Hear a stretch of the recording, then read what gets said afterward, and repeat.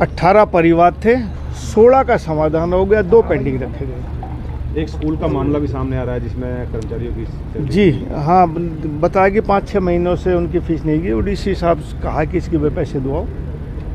जो आदमी उसका मालिक है वो यहाँ मिल नहीं रहा है, शायद कह रहे हैं मेरे को कोई गुजरात शिफ्ट हो रहा है। तो मैंने कहा कैसे करके उससे बातचीत करके, और 7 आदमियों की शायद तनख्वाह है और 2-2 लाख के आसपास है, 14 लाख रुपए जहाँ तक मैं उसको जानता हूँ। क्या नाम था उसका?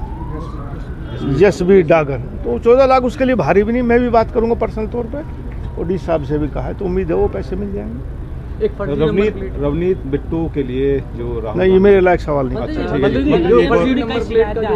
देखा जा रहा है कि फरीदाबाद में जगह जगह गंदगी के ढेर लगे, लेकिन कोई हाँ नहीं, नगर निगम बहुत कोशिश कर रहा है, और ये अकेले यहीं नगर निगम के नहीं, सब जगह टेंडर हुए थे। गुड़गांव में हुआ और जिलों में भी हुए हैं, और अब तकरीबन प्रक्रिया सुचारू रूप से चल रही है। अब सफाई आपको जल्दी और दिखाई देगी। बजट को लेकर भी कांग्रेसी जो है बार बार कह रहे हैं कि हरियाणा का कहीं भी बजट में जिक्र नहीं। ठीक है जी, जो सत्ता पक्ष होता है वो अपनी बात करता है, विपक्ष अपनी बात करता है, चाहे बजट किसी ने सुना हो चाहे ना सुना हो।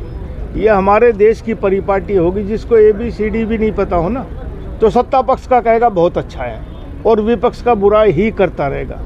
मोदी जी का राज है, मोदी जी के नेतृत्व में किसी भी वर्ग की अनहोनी बात नहीं हो सकती। सब वर्गों का खास ख्याल रखा गया।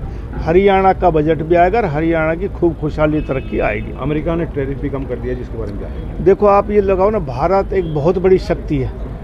जिस विश्व शक्ति ने भारत के ऊपर टैरिफ को 25% से 50% किया और धमकी देते थे कि यदि भारत ने हमारी बात नहीं मानी तो हम 100% भी टैरिफ लगा सकते हैं, वही विश्व शक्ति उस 50 को घटाकर 25 नहीं 18% पे ले आई।